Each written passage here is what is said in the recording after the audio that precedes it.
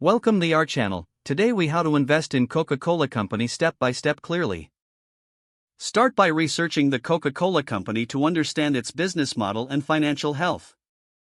Visit the Coca-Cola Company's official website to gather information about its products, market performance, and recent news. Open a brokerage account if you don't already have one. Choose a reputable online brokerage that offers access to stock markets. Complete the account registration process by providing your personal and financial information. Deposit funds into your brokerage account to ensure you have capital available for investment. Use the platform's search feature to locate Coca-Cola's stock symbol, which is KO.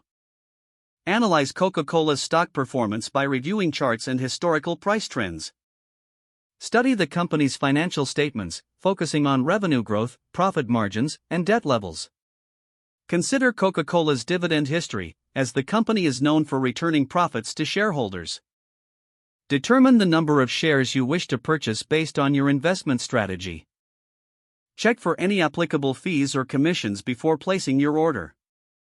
Place a market order to buy Coca-Cola shares at the current market price. Alternatively, consider a limit order if you prefer to buy at a specific price.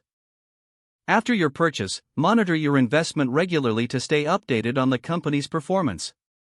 Stay informed about market trends and economic factors that may impact Coca-Cola's business.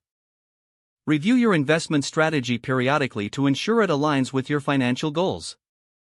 If the page does not load, refresh the browser or try again in a private or incognito window. Make sure you are using the correct email address, then retype it carefully to avoid small typos. If your password is not accepted, use the reset option and create a new strong password you can remember. Check your spam folder for verification or security emails, then complete any requested confirmation steps. Enable two-factor authentication if available to improve account security and reduce unauthorized access risk.